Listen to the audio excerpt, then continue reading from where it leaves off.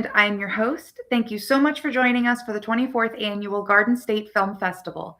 This year, we have over 200 films and film-centered events from various countries, all happening across 9 venues from March 26th to the 29th this year. Today, I am here with director, writer, producer Peter Pavlakis and key cast members Cordy Hirsch and Michael Morgan of the feature Apostasy Blues. Thank you guys so much for joining me today, and congratulations on your feature being accepted into the Garden State Film Festival. Thank you for having us. Yes, thank you for programming us too. Yeah. So please tell us a bit about your film. So Apostasy Blues, it's about a small religious community, arguably a cult, that believes the world is going to end on a certain day. The movie begins the night the world was supposed to end, but didn't. So all these people are sort of realizing maybe they've wasted the last 10 years of their life, maybe they haven't, but also their cult leader cannot be found. So did he rapture without them, or did he run off with their money? And so these two actors here sort of join forces to find him. So it's sort of a comedy and a drama and a mystery, all those good things. What inspired the writing for Apostasy Blues? Oh, sure. It was, I don't know if you remember, in like 2011, this guy, Harold Camping, put out a prediction that everyone was going to rapture, the believers would rapture and the world would end.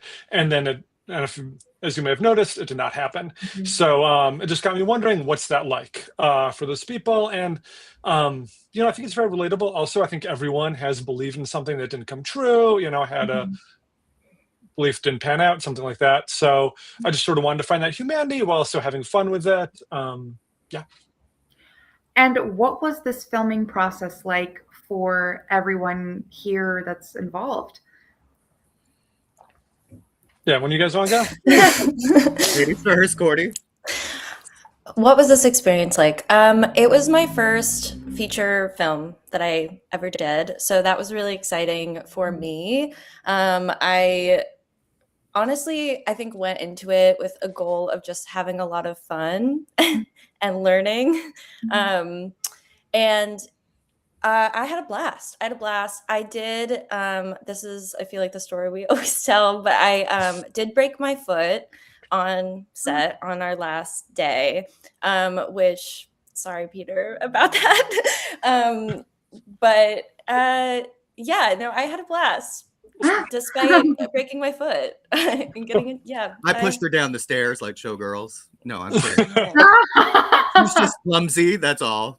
Yeah. For me, I had a blast. I was coming off of something in a pretty dark place, and I was able to take what was paralleling in my life and put it into the script. I think Peter was phenomenal in allowing us to improv and kind of make it our own, especially the characters. I had a blast working with Cordy. She became like my kid sister. And it was a lot of fun. I got to wake up every day and do what I love to do. And I'm extremely proud of it. And yeah, I just had delight watching these two act, for 18 days. Just seeing them perform was a delight. For me, I mean, it was a micro budget movie, so just constantly stressing about time and and everything. That is, when I look back on it, it's sort of equal joy at the creative process and like, oh my God, if only we had $100 to solve this problem with. Both experiences, but. I think it's remarkable because you really did keep us, I think, on schedule, if I'm remembering correctly. Yeah, I remember it being very tight and like very crisp of a production, which I really appreciated, especially I think like us being all together for so many days in a row. But you guys, you did great. Your lines were off book, that all that, and delivered. Important. So yeah, it made a big difference. How is it the three of you came together? Oh yeah, auditions. So we auditioned a whole bunch of actors for both roles. Cordy actually, a friend of mine who AD'd the movie, is directing Cordy another feature right now, and she recommended Cordy. Oh, you got to see her, have her audition. And then Michael was just submitted a self-tape totally randomly, but either way, lots of auditions. And we did and after a couple auditions, we had them sort of read together, do a couple scenes in person, just to make sure they vibed, which was huge. Yeah. And so, Michael, Cordy, tell me a bit about, your individual roles in the feature. Okay, I'll take this one. So I play a down and out on his luck, lost ex drug dealer who gets taken in by what I can only assume would be the next addiction. I mean, not only was he a drug dealer, but he was addicted, most likely, and the next addiction was believing in something. And so I was taken in by the cult, which is kindly, I think, a lot of issues for today's addicts. They tend to leave one addiction and then jump over to another one. And sure, Jesus is a safe way to go, but it's not really in my book. I mean, I'm not downgrading anyone or judging anyone on that matter, but anyway. But believing the world's going to end is maybe not the manifestation. Not the best Right. way. Yeah. So I was able to kindly make that jump, and so I've been with the cult with Steven, who is our leader, for several years now, and then Cordy comes in as a baby spring chicken and a little chick, and she kind of makes her own discoveries and finds her own way, and I'll let her take it from there. Yeah. So my character Eden is the heiress to a sweatshop empire fortune. And she, at the ripe age of 14, understands that is bad. And so this is before the movie begins, but she wants to be a good person, and she kind of tries to emancipate herself from her family and their atrocities, and then finds this cult, joins when she is 14, has been with them for 10 years, and is just, I think, looking for community and looking for something to believe in and some kind of code to live by to be a good person. And then throughout the story, finds out that everything she believed in is wrong, and then I think kind of has a kind of a coming of age. I think in this story of what does it mean to be a good person? What are kind of like the key markers of being a good friend? What does it mean to kind of rediscover herself at 24, and kind of having to disentangle the past 10 years of growing up in a cult. And what I really appreciate about Eden, that I think a lot of people can learn, I really appreciated this about her, is that when she does realize that it's not perfect by any means, because she realizes she's wrong, but I think kind of really then accepts that she was wrong and moves on and is trying to find kind of the right code to live by. And I think a lot of people have a hard time, understandably, kind of admitting when they're wrong and diving into, okay, well, what is right? Yeah, human nature. Yeah. So then what is it that each of you would like the audience to take away from Apostasy Blues? Well, I hope you laugh at times, because there's a lot of jokes. These are really funny. But also, there's a lot of ideas in here about religion, about modern society, about how, in this world where everything feels like a scam, what can we take away from that that's positive? What, honestly, what gives life meaning? If it makes people think about these questions, reflect on that, we love it. Yeah.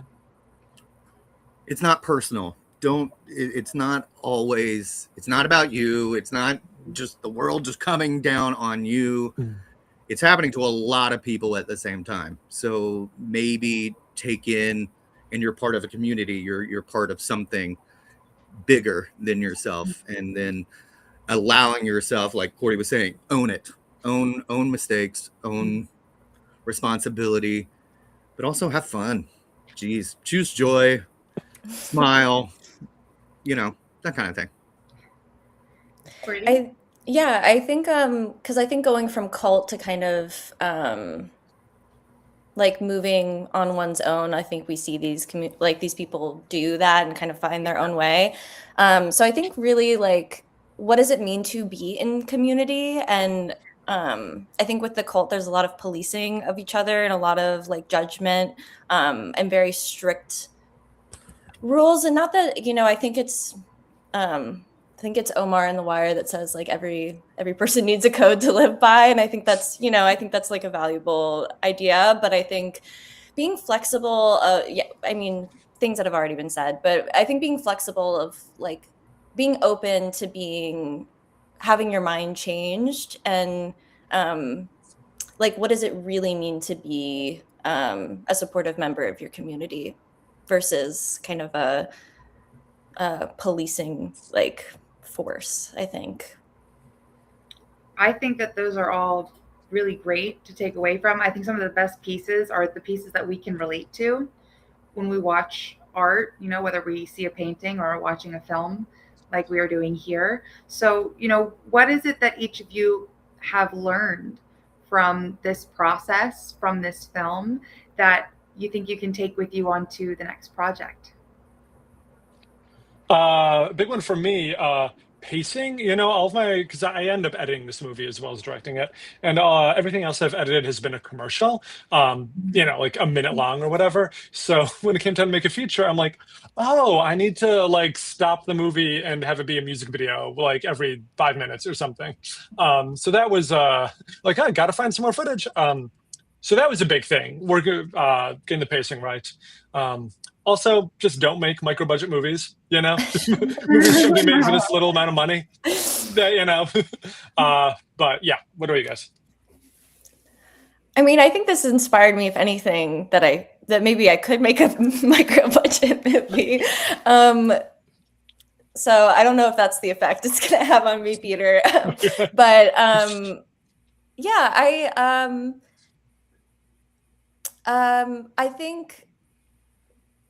Well, I think a big thing with breaking my foot was that there sometimes you always have to kind of keep 10% actor brain on that is aware of your surroundings and you know, just keeping in mind. And I think sometimes this is just like a personal thing that sometimes, especially with film as opposed to theater, you're in the actual environment, and I think it's very easy to get a little swept away in the world and in the moment. So I think just kind of maybe trying for 15% actor brain next time, going a little higher just to maintain personal safety. Cordy is an insurance like nightmare.